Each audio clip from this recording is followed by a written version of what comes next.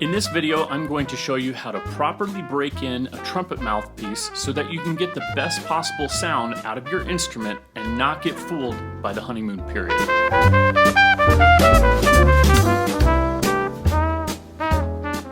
Hi, my name is Jason Klobnak and I'm a jazz trumpeter from Denver, Colorado that helps musicians find a better way to improvise. If you're looking for a quick jazz improv tip that will help your soloing, then you've come to the right place. While this video isn't specifically about improvising, any brass player worth their salt will tell you that if the relationship between your chops and the mouthpiece ain't right, it won't matter what you do on your next solo. So today, we're going to cover two different ways that will help you break in that new mouthpiece. I recently received a new mouthpiece that I've been waiting a long time to get. It's the Denis Wick Hertitage series trumpet mouthpiece. While I'm a Denis Wick artist, I was not asked to make this video or am getting paid in any way.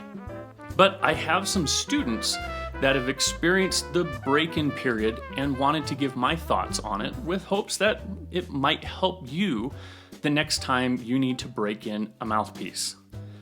Mouthpieces, in a weird way, are like marriages. You get excited because the day is about to come when the perfect one enters your life. We know that just any old mouthpiece won't do. It's got to be the right one. But then it happens. You find it. You find that special one that makes everything feel amazing. You have that gorgeous tone, range up and down the instrument, and your articulation is so crisp. For some people, this period lasts longer than others. But there comes a time, and believe me, like a relationship, it will come, when the next time you put it on your chops, the magic is just gone. The honeymoon period is over. Reality comes crashing down. Is it me? Is it the mouthpiece? What gives? Here's when the relationship analogy really becomes very important. Successful brass players, like successful marriages, don't end when the honeymoon period is over. It takes work. It takes time, and it takes patience.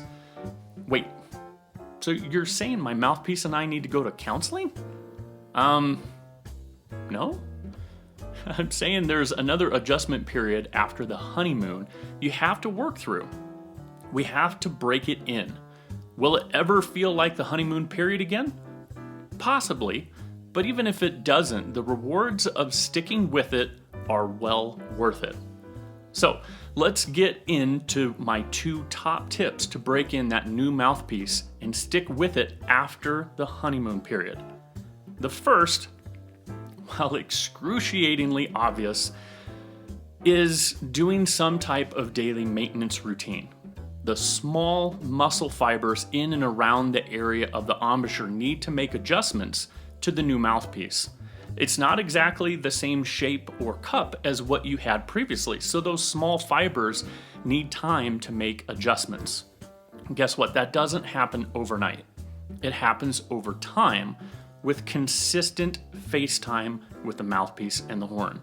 If you've checked out this channel, you already know about my free jazz trumpet routine, but what I've been using lately with this new Denis Wick Hertitage 3C is the 12 Weeks to Fluency course, which you can find out more info about in the description below. I found that there was a short honeymoon period with this mouthpiece. It felt great instantly. It had all of those things I mentioned earlier in the video. But then it moved into a period of about a week where it was honestly awkward. The rim felt sharp. Air seemed to leak out of places it didn't usually leak. My endurance was cut down, and the very top of my range just went away. In the past, I would have tossed it into the mouthpiece box. You know, the one where all non-used mouthpieces go to die. I've been down this road before, so I knew it just needed more time. I kept at it with the 12 Weeks to Fluency, and this week I've been in the key of C, which is the key of D for trumpet players that aren't sure. So, the second tip. It's been incredibly helpful in breaking in this new mouthpiece, and it's another tool for brass players that recently came out. It's called the Compression Training System, or the CTS, by trumpeter Larry Marigolano. Similar to Denis Wick, I have not been asked by Larry to talk about this product, but I have found it beneficial and useful for a variety of areas in my playing. In particular, the endurance side of things. The purpose of this device is to work on compression and compressing the air forward with the muscles of the face. It's not something that you blow into, but rather learning how to use a technique that creates compression in the oral cavity. Basically, if you know how to spurt water out of your mouth and can still breathe through your nose while doing it, you've got it. If you're interested in learning more, I highly recommend you check it out. But I found this device particularly useful in shortening the break-in period for my new Denis Wick Hertitage 3C. This is because of the demand on the small fiber muscles that flex and form around the mouthpiece. My face has had a few years to make those adjustments to my previous Denis Wick mouthpiece, the American Classic 3C.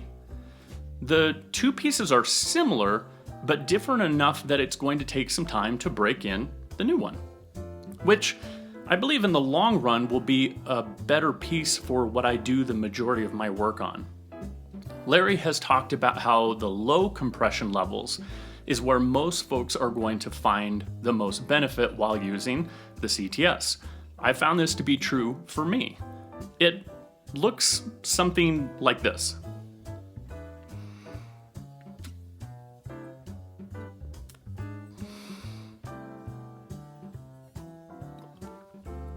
I'm going to try to circular breathe while making multiple temps, which is not something I do very often. I would do variations of this and use Larry's guidelines on exercise routines as a guide. It's something that you should save for the end of your playing session or the end of the day. And I'm sure some might be curious about the tours and what numbers I'm getting.